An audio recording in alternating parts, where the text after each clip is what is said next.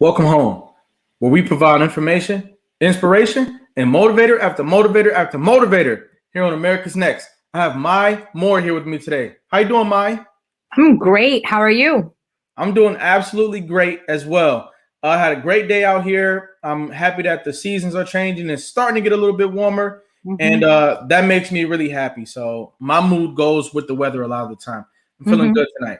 Nice. I want to say hi to everybody who's tuning in tonight, whether you be on Roku TV, Apple TV, Android TV, Facebook, or YouTube. I deeply appreciate you.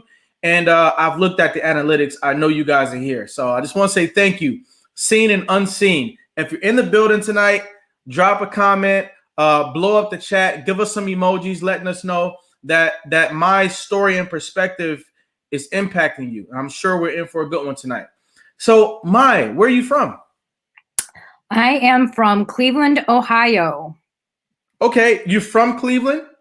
I'm from Cleveland. I was born in Japan, Okay. and then I moved to Texas and then Oklahoma and Arkansas, but I came here right for kindergarten. So, Wow, you moved 3 times before kindergarten? mm-hmm. Okay.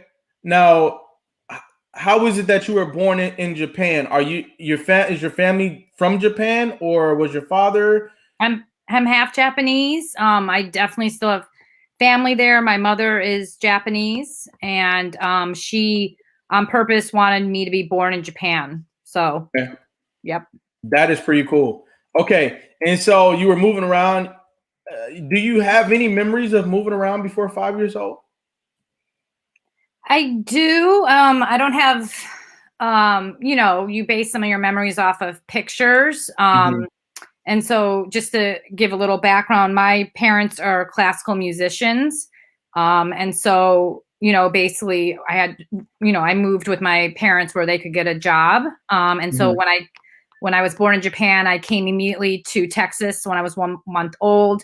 And I can remember, to be honest with you, not the greatest memories because my parents definitely fought a lot, and they're divorced now. But I have a lot of like arguing and fighting like memories in my head. So Outside of the arguing and fighting, what was your experience like with two parents who were classical musicians? What was that like? yeah, that's a totally different kind of life.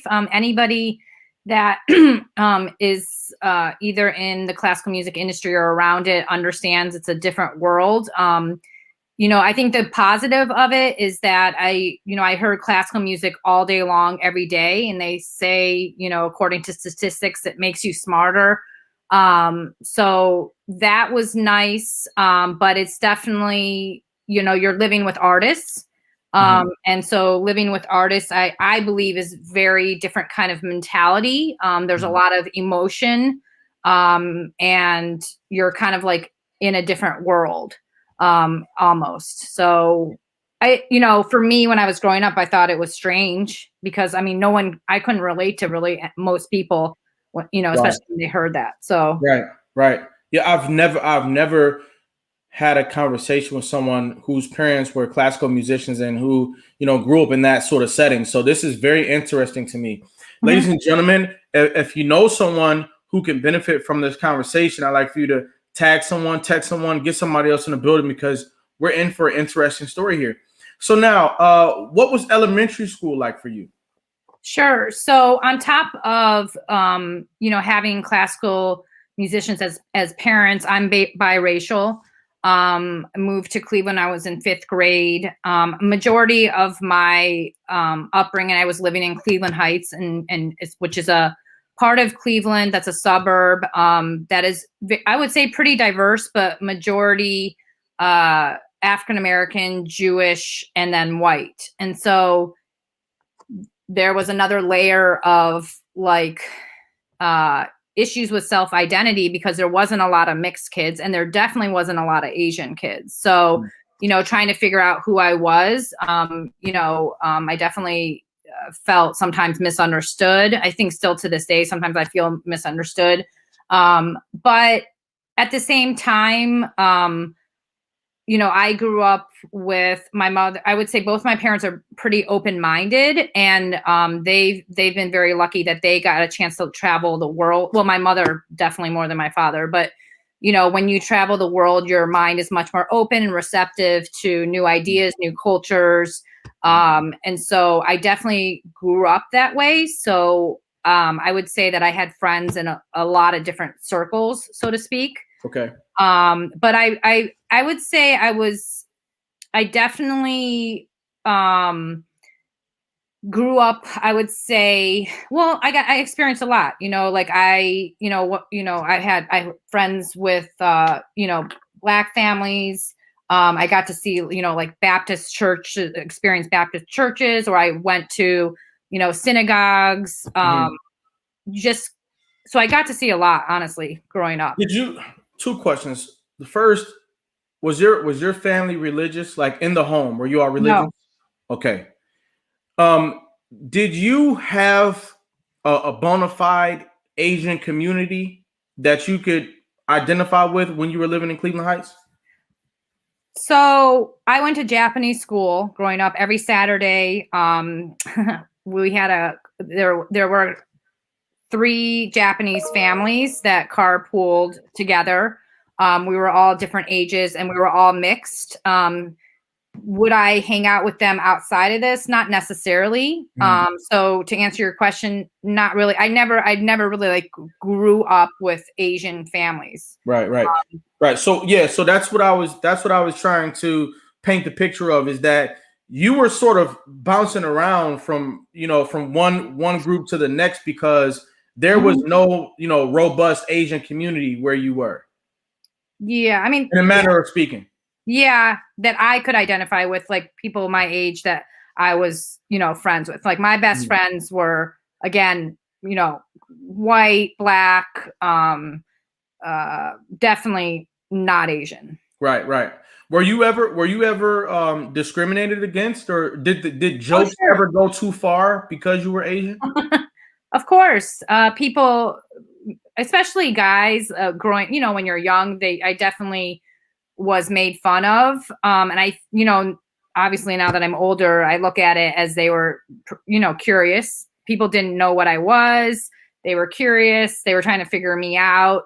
And I think sometimes, bullies will, when they're insecure, they will bully and they will make fun of you. So, I mean, I have that understanding now, but I think growing up, sure. Again, that made me feel misunderstood and not kind of knowing who I was in a way. Right. Did you have, and this is a moment where you relate to so many people across the country and in the world right now, when you are transparent about the identity crisis that you faced at a young age. People are facing it now too, as adults. What'd you say? I said people are facing it now as adults. Oh, yeah. Still. Yes, this is an ongoing issue. That we have a hard time with things like self-esteem, confidence. I always make this point. When you ask someone how they're doing, a lot of people, they'll give you a underwhelming response. Like, I'm doing, I'm hanging in there. I can't call it, Yeah. And so the overall lack of esteem, sometimes it goes back to lack of a understanding of identity. It's funny. I was literally in a meeting today for 2.5 hours, and we were talking about identity, and it was with 2 gentlemen. One was African American, one was Jewish, and we talked about how and I'll talk about our event coming up, but I was having this conversation with the headliner of our event coming up, and he's from Somalia, and we were just talking about African Americans, how out of all the cultures, the problem is African American culture, people don't know where they're from. Like I can say, I know exactly what prefecture in Japan I'm from. I've been there. I know, my family there. I don't know my white side so much, but I have a pretty big family on that side. But the problem goes deeper, I think, for African Americans, because you don't know what country you're from. You don't know your history. You don't know, your ancestors. And that's a problem when you don't know your foundation. So one of the reasons why I correlate foster care to our country at large is because foster care is all about displacement and how you deal with it, and how do you keep people safe throughout that whole process. And it's almost impossible, right? African Americans are displaced the same way people in foster care are displaced. And so the problems and how you deal with them in foster care could be best practices for what's going on with African Americans and how you deal with them. I agree with you 100% that African Americans have a difficulty with masculinity, with femininity, taking authority over your life, taking authority over your community, because we do not have the support of an actual nation. If you say that you're black, black is not a nation. If you say that you're African American, African American is not a nation. If you say you're Negro, Negro is not a nation. You're colored, colored is not a nation. And so we have an inheritance that we can't put a finger on, and that is a huge issue when it comes to creating a future for ourselves. So I totally agree with you there. And so I honestly relate a lot to foster care because my mom, she was a single mom, right? My parents got divorced, my dad left, and she was working all the time. And she had to, because she had to survive. She didn't get child support. So she had to worry about that. And her career, she was very successful at her career. But the point is even to this day, like, I don't know where I fit in. Like, even in Cleveland with the work that I do, I mean, I relate to a lot of people and I know how to relate to people, but to the core, I understand. But what I have learned is that home is within you. And that took a lot of work, a lot of therapy, and a lot of working on myself, that at the end of the day, if you can find that peace and home within yourself, nothing else matters. And that's why I do the work I do. And we'll talk about that later. But if we can find the self-value leader inside of ourselves and be very strong and secure in that, nothing else matters. That's right. Did you ever have conversations with your mother about the anxieties that you had when you were, in your early years of school? No, Japanese culture, or most Asian culture, there's like a hierarchy, and you don't talk to your kids about that kind of stuff. Of course, I talk to my friends, but still, I don't think I could really, and I don't think any of my friends have really been able to relate fully. I mean, of course, they're compassionate and empathetic, but no.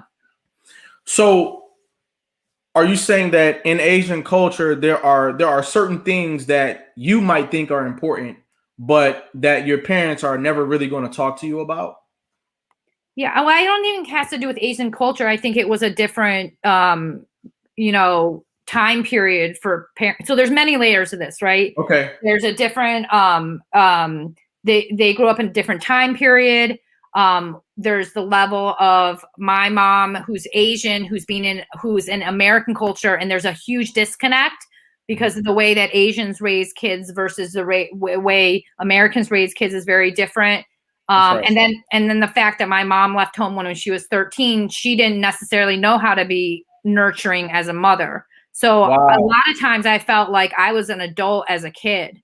And like when I was 9 years old, like I was friends with like 21-year-olds because I had that maturity. That's how I was raised.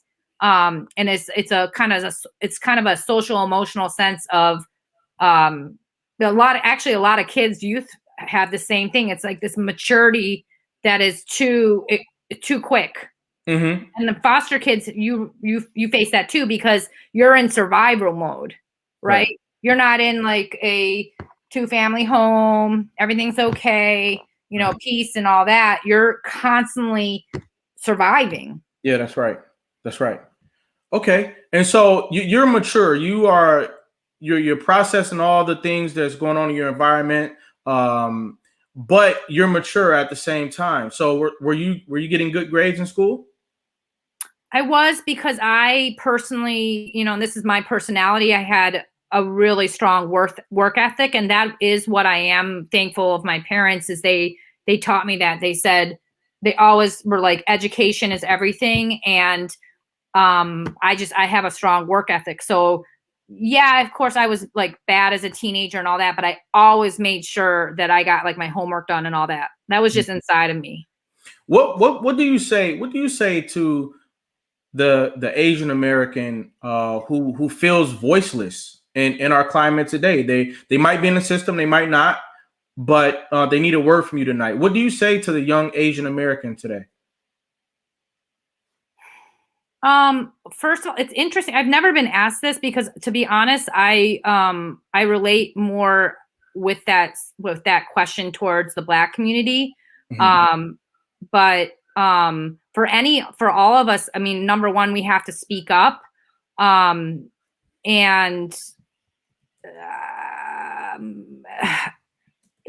um, tell your story. Tell Yeah, your story. that's right. That's right.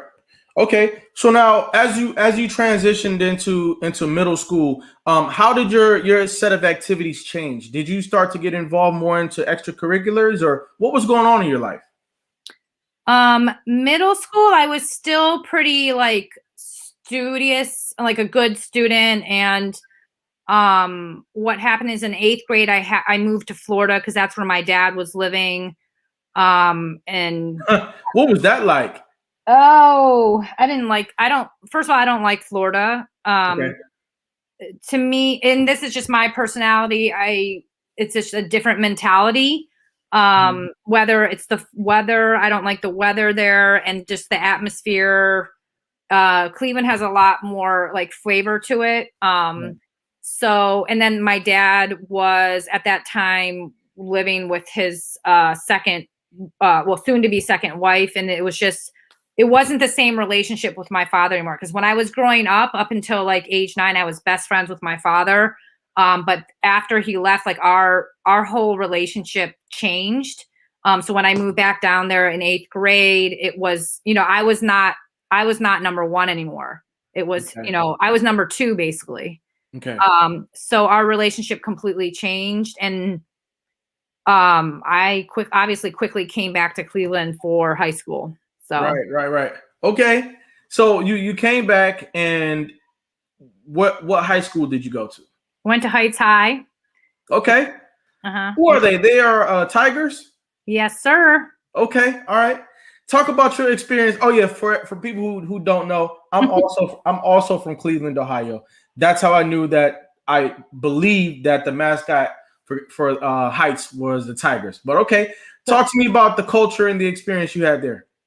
and just to be clear, everybody knows Heights. It's pretty like famous in Cleveland. Mhm. I think because we were a unique community where when we were growing up, it was really about who you are as an individual versus like the color of your skin. So like as an example, our homecoming queen was African American, the homecoming king was white, and that was like not a big deal to us. It was more about like, what are you into? What are your dreams? So I would say it was like this very diverse community. Um, that was almost like a college. It was like a college campus. But I love Heights. Anybody that knows Heights, like that was one of my favorite times in my life. Mhm. Because it was about the fashion, it was about who you're dating. We had sororities and fraternities at Heights. We had Hold on. You have fraternities and sororities at high school? Yes, we did. I was part of Gray, which Okay. was stands for Girls Racially Equal, and it was the first sorority that was about diverse. It was a diverse mix of awesome females, and we had parties. I mean, we were very known for our sports teams. We had some very famous people come out of Heights. It was an amazing time. Every day was a new adventure. How are you getting to school? Who are you riding with? Like this guy's cute. This girl is cute. It was just, it was fun. How did that high school spirit impact your life after high school? It's definitely stayed with me through my life. more about the point of like everybody was definitely an individual, and it's carried. I mean, honestly, that's the basis of EYEJ, the nonprofit that I founded in 2013. And to your point, like I think that we need to look at each other more as humans and stop focusing on you had mentioned about the African American or Negro or this or that. It's like, no, this world is very different now. And like, who are we as individuals? What is our story? Who are we as, human beings? Right.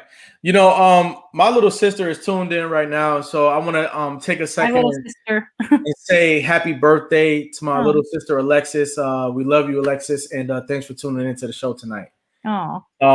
And it actually goes along with what we're saying right now, because Cleveland Heights High School was a place where you could breathe a little bit, city. Yes. I mean, Cleveland is a city where, depending on where you live, which is a lot of Cleveland, sometimes you're suffocated by what's going on.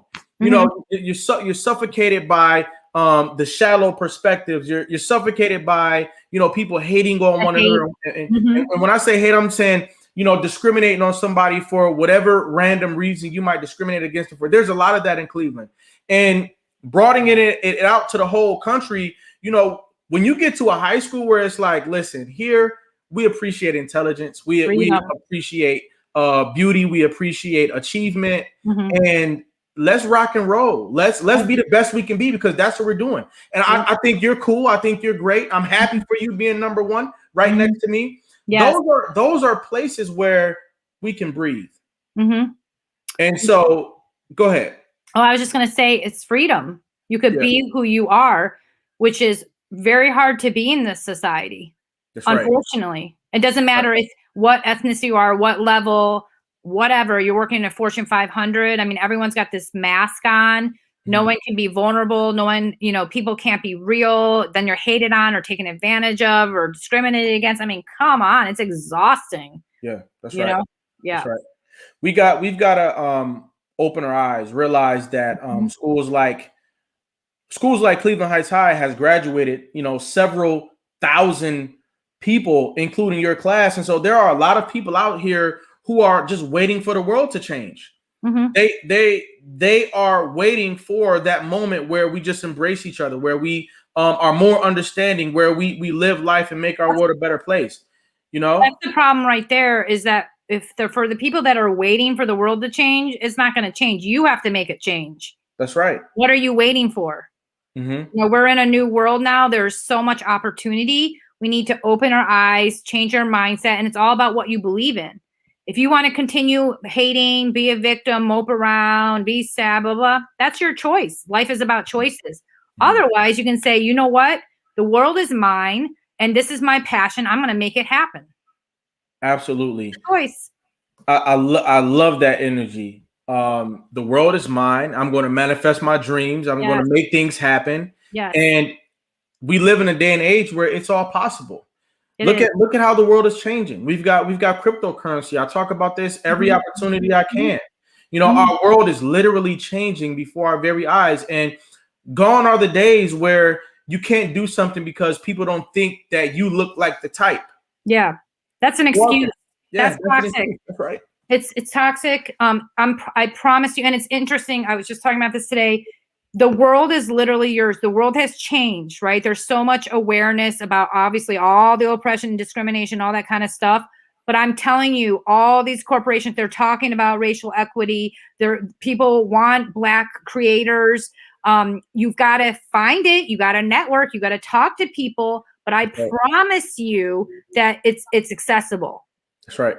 If you have an idea of something that you can bring into this world, now is the time. There's no greater time than now for you to make it come to life. Don't be somebody who left it in a box, left it in a binder, or left it in the back of your mind because you felt like it wasn't. What does that do for you? What, you're going to die and then it's still going to be in the back of your mind like it never happened?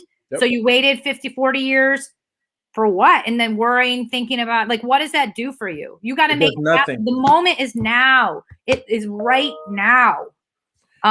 When did you realize that you wanted to be agent of change in the world? Ha, that's a good question. Well, I know how it happened. It honestly wasn't. I didn't. It just happened. Like, so my background is actually, I helped 2 tech companies go public. I was in New York City. I lived in New York City and Los Angeles, helped TravelZoo, United Airline go public. Literally, I stood on Times Square at NASDAQ, for TravelZoo. And I was very, very blessed with my background. And then I moved back to Cleveland. It's almost 11 years ago. And I was just like, what in the world? I mean, I was excited to be back, but I was like, it is so segregated. There's a lot of closed-mindedness happening. It boggled my mind how there's 27,000 nonprofits in Northeast Ohio, and yet youth are still in the same situation, if not worse. Like, it just boggled my mind. And so literally what happened was, I think it was a Friday, the Trayvon Martin ruling had happened, and it was a calling, because it's not like that situation was like, oh my God, like I grew up with many experiences of situations like that. And that happens every single day, not necessarily in the media, but it was, I literally went to church on Sunday, and I was talking to June Antoine, who's an elder member of my church, Plymouth Church. And literally I said, we need to do something. And, I think the truth is that I have a lot of friends and a lot of backgrounds, a lot of socioeconomic backgrounds, and it kills me when a person cannot do their calling, cannot do what they were meant to do in this world. To me, that is unjust. I mean, I'm also a Libra, so I'm about justice, but it's just like, we are not living in Somalia. We're living in Cleveland. We're living in the United States. The resources are here. The money is here. There's enough money to go around. So why is it that people are still stuck in these cycles and purposely, oppressed, be in these cycles, right? Right. So, and I said, the youth are our future. And the truth is the youth are our now. And I was like, it's my time to give back. I need to do something. And I have a lot of experiences with startup or companies. So I am that kind of hustler mentality. That's a trait from Heights, by the way. But the hustler, or I know how to make things happen and connect things, and I know about impact and results. And so I was like, I got to do something. And so the whole idea of EYEJ was like figuring out how to connect people, because the truth is that there are good and bad of all backgrounds. There are good and bad cops. There are good and bad white people. There are good and bad Black people, right? But how come the youth don't have access to the resources they need? So that was the whole beginning of EYEJ, and also the fact that I wanted kids to be self-valued leaders, because I knew the environment they were dealing with, the struggles and survival. And it was like, how do I teach these kids? Because a lot of these kids feel so alone. I mean, I felt alone, right? No one understands me. I have all these issues. Right. But why is a kid feeling that way? And the truth of the matter is if you don't have those resources, or you have toxic environment around you, when you are strong and solid inside, nothing matters. You can make it in this world. That's right. So that's what I wanted to teach, and especially to males, because I know I value Black males, and I just, man, the issues. Yeah, I'm with you. Yeah. When you went off into the world and you saw other things, when you helped those tech companies to go public, you realized how you can make things happen. You have to see it in order to really understand that, as the elephant who's been, behind this invisible line, that you can cross it now, right? And when you came back, it's possible. When you came back to Cleveland, you pretty much knew how to win a championship. And it sounds like you were able to look at Cleveland and say, this is looking kind of archaic. You've still got the same things happening here that were happening when I left, if not worse. And that's boring. And it's boring. And what I'm going to do is I'm going to disrupt that. And so where we're going as a society is that certain people are going to disrupt industries that need to be completely turned upside down and changed for the better. Yes. And so each and every person out there who's listening to this episode today and in the future, be encouraged to be a disruptor. Disruptive in a good way. I'm talking about the good, positive. bad. Yeah. And for those people out there that are scared of disruptors or think you're a liability or you're a troublemaker, first of all, they're, whatever. But the other thing is, like, stop that. Yeah, stop. Yeah, get out the way. Get out the way. It is positive stuff that we are doing. People wouldn't speak up. People wouldn't be screaming for help if there wasn't something wrong. That's exactly correct. We need to listen to that, right? Why is someone disrupting? Why is someone wanting to see change? Why are people wanting to help these people? There's a reason. That's right. We're talking about that reason today, ladies and gentlemen. We're talking to Mai Moore. She has a powerful story, and she's a great person. I'm happy to have you all in the building tonight. Don't go anywhere because we'll be right back after this brief message.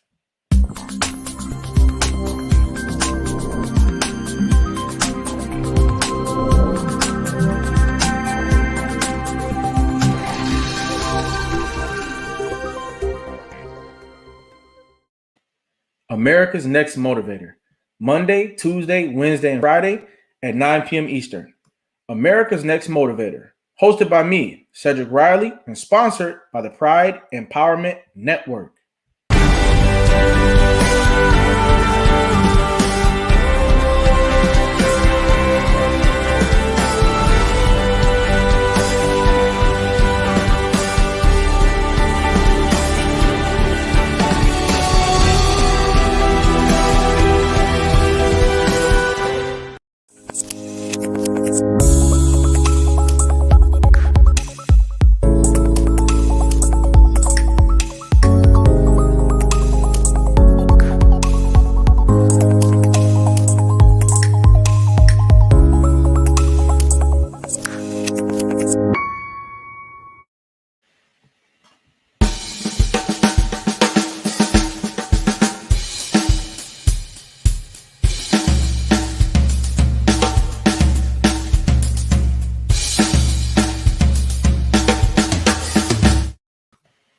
And we're back. Mai, how you feeling out there? I'm doing great. This is fun.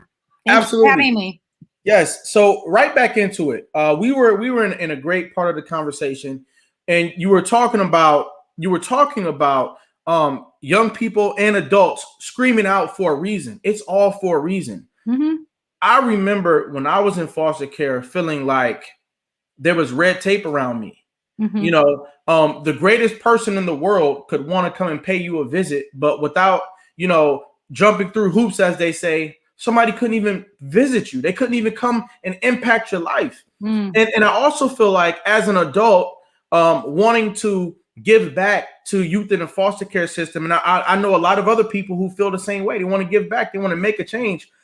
There's some sort of force field, some sort of red tape around the youth in the foster care system. And it sounds like you were able to break through some of that. So talk about the birth of your organization and what you've been up to. Well, first of all, maybe you want to think about a new name for foster children, because already there's red tape, like you said, and a negative stigma around that. Like, how about, something positive about these incredible kids? I don't know, but like what? Give me an example. I don't know. I'm not great at names. Okay. So you're saying that the whole system needs new nomenclature. It all needs new. Turn it to a positive, because we, people have a stigma and think of, it's just, okay, I'll tell you. So for example, the truth is that 99% of the kids that we've served now 1,700 unique underserved youth, right? Okay. And honestly, it's 99% Black youth, right? Yeah. Yep. But we have changed. We have evolved over the last couple of years, because we're like, especially even writing these grants, right? They want to know, I'm serving at-risk youth. Even that word I hate, right? Because it's already a negative red tape around that child. So we have started to kind of blur the lines, and we're really focusing on, you'll see, like, diverse youth, because we need to move away from this concentration on negative, like at-risk youth. They're a segment of society and they're bad, and push them to the side. So it's the same thing with like foster care youth. Oh, they're, I've heard literally white men say, oh, keep them contained. Right. Wow. So it's like you know how it is in America. Yeah. A lot of people think of Black youth as an animal, right? Mm-hmm. Or not human. You're not equal to me. Right. Mm-hmm. So can we change the mindset? Can we change what we message out to the public about our youth? They are our youth. I don't care what background you're from. They are our youth. I love your passion. Yeah, I love your passion. These are our community. These kids are our responsibility. I don't care if you're foster, underserved, privileged, private school. They're our youth. Yeah. These are our family members. Yes, we're all this connected. is us. Yes, and we are responsible. And in Mm-hmm. this country, we get away with not, being held accountable, and we get away with not holding our responsibilities up. So anyway, EYEJ 2013 started this. I didn't go into this. I never thought I'd be working with youth or social justice or start a nonprofit. Let me make that very clear. But I literally had a calling, and I was like, I need to do something. And we had a 25-year relationship with a school called Buckeye Woodland, which is a Cleveland Metropolitan School, and gathered a bunch of Plymouth members together. In our first meeting, created EYEJ and our core program, which is now called YODJ, Youth Online Discussing Justice. And the idea was bringing humans, diverse humans, in a formatted way to talk to these kids about relevant everyday topics and issues that they're facing. And the difference with this program is, number one, we went to the youth. Number two, we don't go into these discussions saying that we're the experts on these topics like toxic stress, police-youth relationships, conflict resolution, all this power and privilege. We don't say, oh, we're the best at this. We're the experts. We know everything. No, we're human too. Like, we may not know everything. But the point is to have a back and forth dialogue with the youth, right? Because we don't let youth talk. Adults do all the talking. And then we definitely are not listening to them. But the point is, have a back and forth dialogue, and then also show diverse persons facilitating these discussions, because then the kids, and I'll give you an example. It might be like a Jones Day lawyer partnered with a returning citizen, partnered together to talk about toxic stress. And that way the kid, they may relate to one person more than the other, but then they're hearing different perspectives on things. And then they can formulate their own ideas about achieving social justice. Absolutely. Absolutely. This is a very, very powerful modality of figuring out how to process things. So you'd be surprised how many people have never witnessed a conversation about the things that, are bothering them in their life.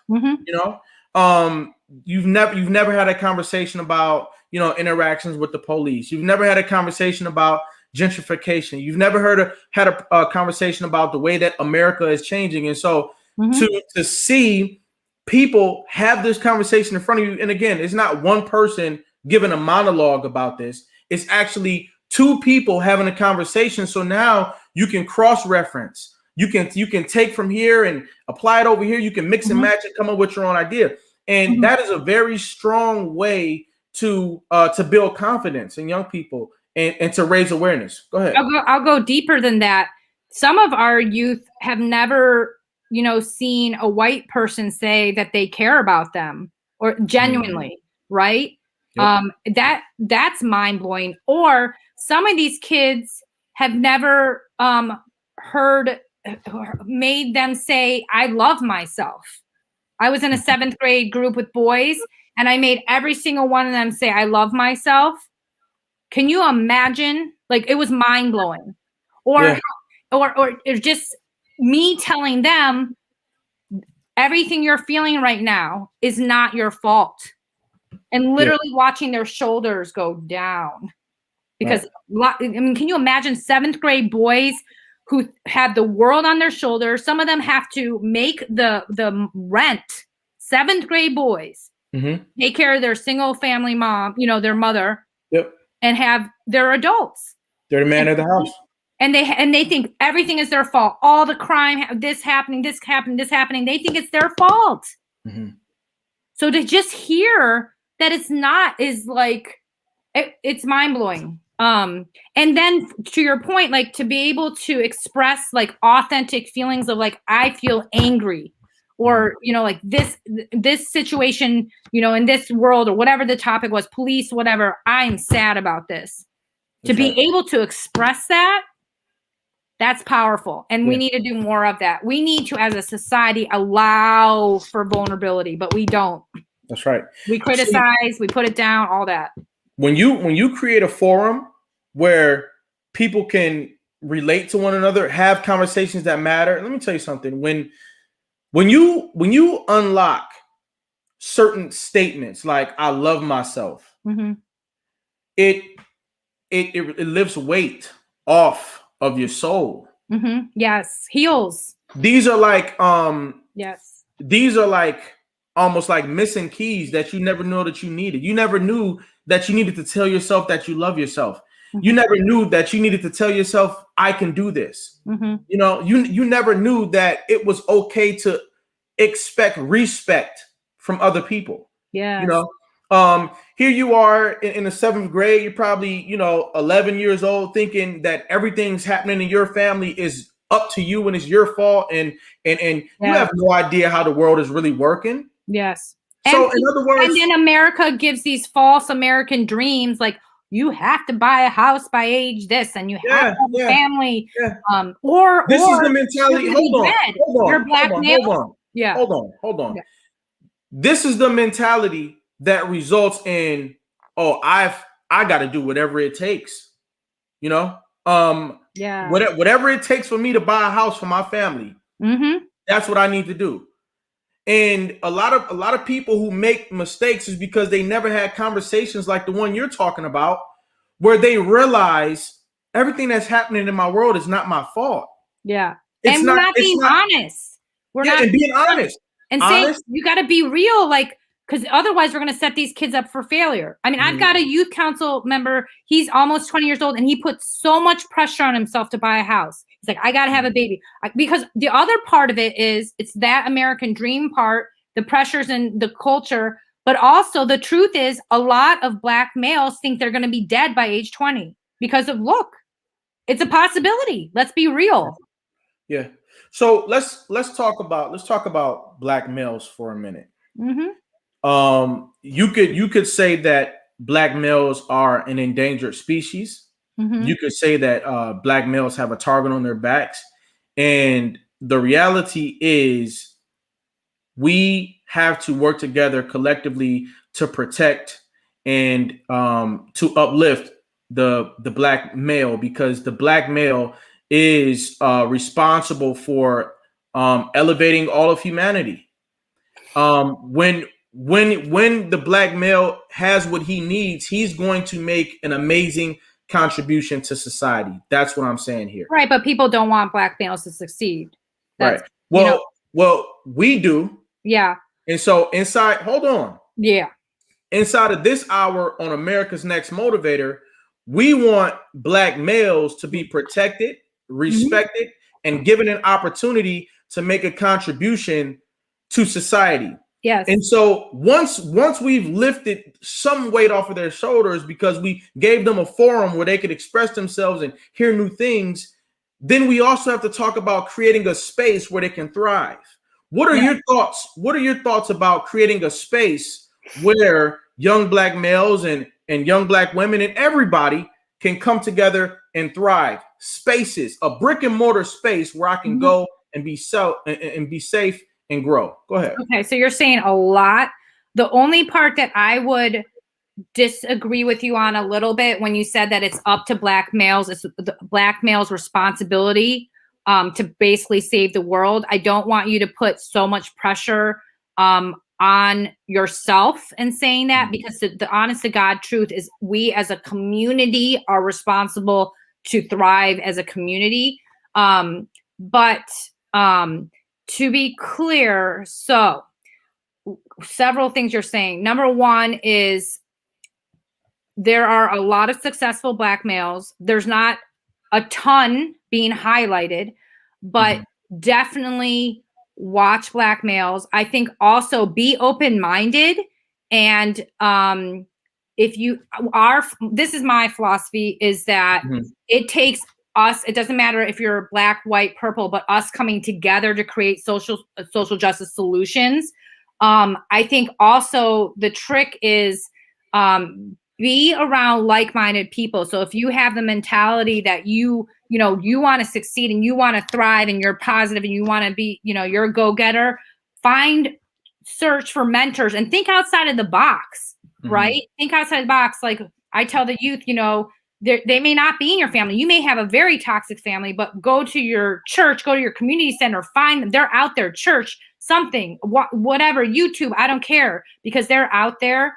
I think the other thing too is life is about choices.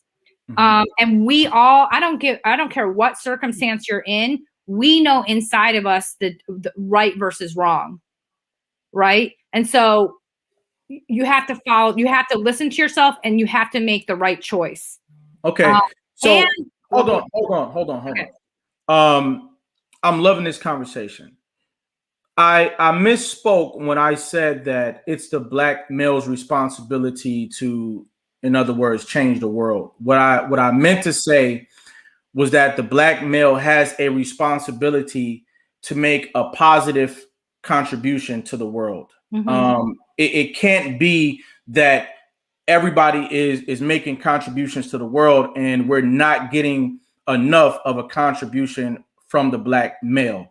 So I want to definitely correct that inside of this hour. Okay. Which is if they are constantly being marginalized, then we're not getting enough of what they want to actually see happen in the world. It's not happening enough.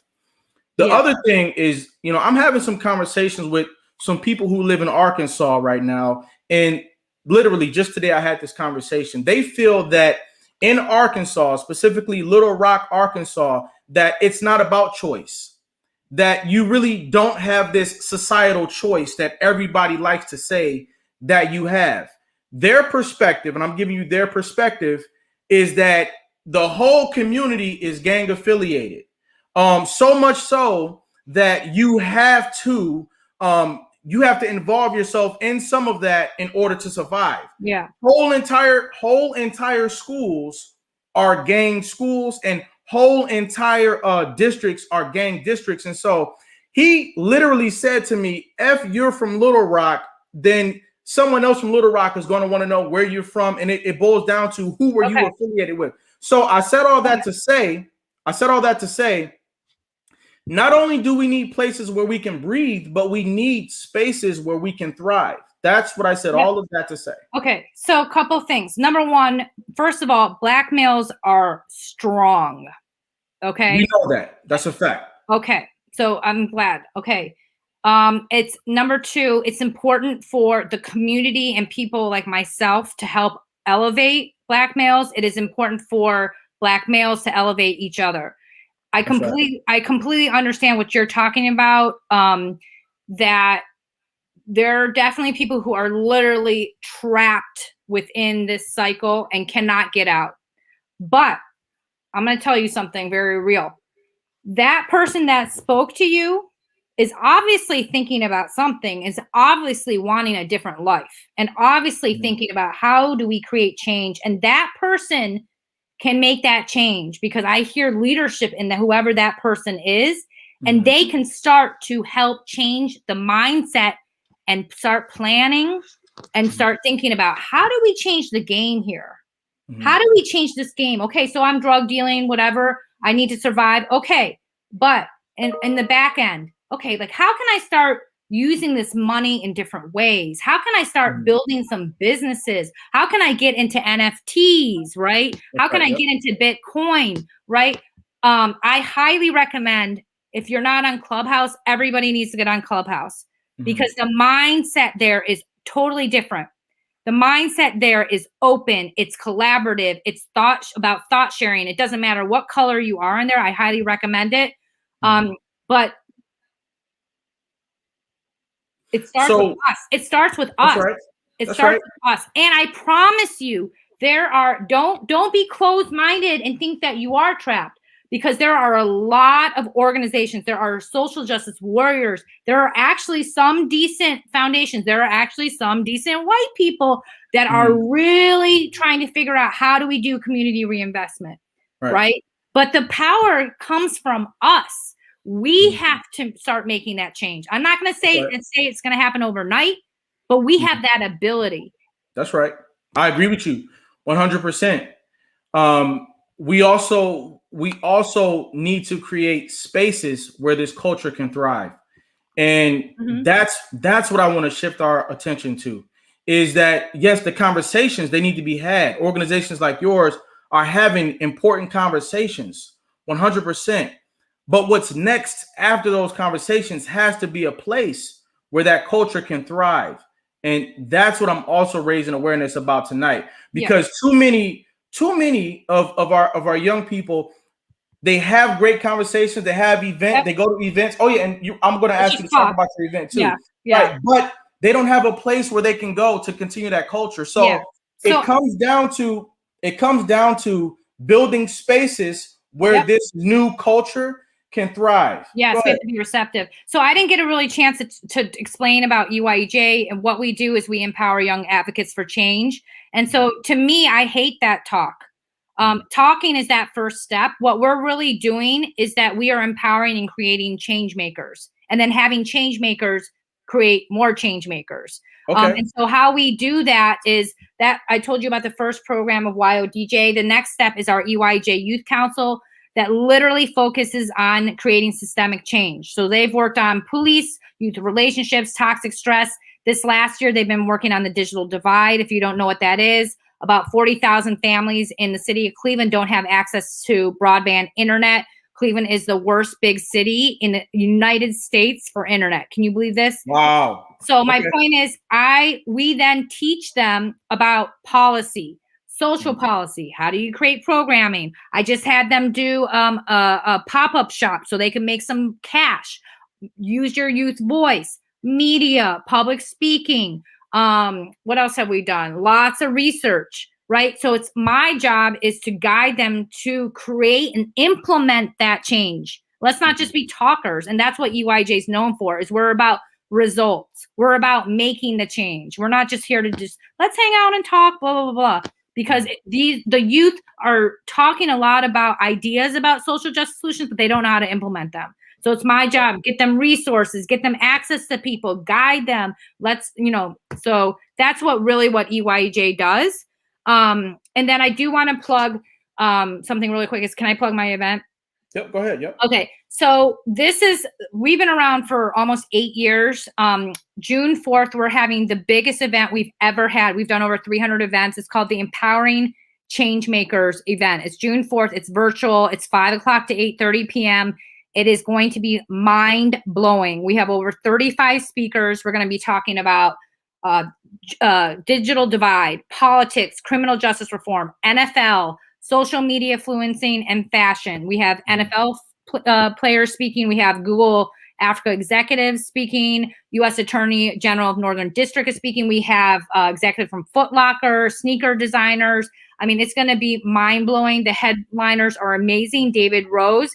He is an investor and entrepreneur. He deals with very large scale funding. He's out of New York. And then Boya Farah, who is the founder of a school out of Somalia, who lived in the United States and just came out with a book called America Made Me a Black Man.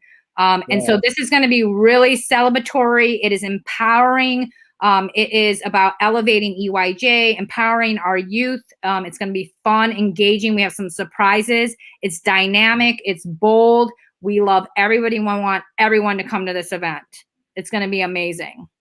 Okay. So do people buy tickets? Yes. Or you can buy tickets. The website, you can either go to our website, which is EYEJ.org, but to go directly to the ticket site is, let me try to remember this real quick. While you're looking that up, I want to say, everybody, let's go out there and support this event. Let's discover this organization. Check out their events and really see what they're doing over there. What's the site? And if you want to come volunteer, come hang out. We love to collaborate with everybody. But the website's EYEJ, empoweringchangemakers.eventbrite.com. On Monday, on our website, you're going to be able to see all the panel descriptions. It's amazing. You'll be able to see all the speakers speaking. Our youth are going to be speaking. We're also having a VIP social action room where young people across the world are literally going to come together and demonstrate by example in 30 minutes how to make social action. It's going to be amazing. Phenomenal. And this is exactly what you talked about, actually creating a space for change as opposed to just having discussion. So I definitely commend you for this. I'm going to be on the lookout for this event. Everybody go out there and check it out and support. This is great. I love the way that you have returned to Cleveland and decided to make a difference there. And it's working really well. So I got a few questions for you. Oh, yeah. As we round third base, my first question for you, what is survival to you? America. Survival is human beings. And it's a blessing if you're faced with survival because it teaches you great strength and great love for yourself. What is success to you? Peace. And what is greatness to you? Me. That's right. Love myself. There you go. Ladies and gentlemen, get your crown emojis ready. I want to let you know that I've listened to your story today. I love how you shared your experience. I love the way that you pushed through the adversities and the challenges that you faced. And then you opened up your bank of solutions for everybody. I love that. We're giving you your respect today. And ladies and gentlemen, put your crown emojis into the chat. Ladies and gentlemen, put your crown emojis into the chat because we're giving you your crown today. We're still alive to receive it. We are letting you know, letting the world know that you are America's next motivator. Thank you. Thank you so much for having me. Thank you for being open to what I said. And thank you. Absolutely. Thanks for stopping by today. All right. All right. See you. All right. Ladies and gentlemen, there you have it. Each and every episode of America's Next Motivator is going to have something here for you. All you've got to do, just like you did today, stop by and pick it up.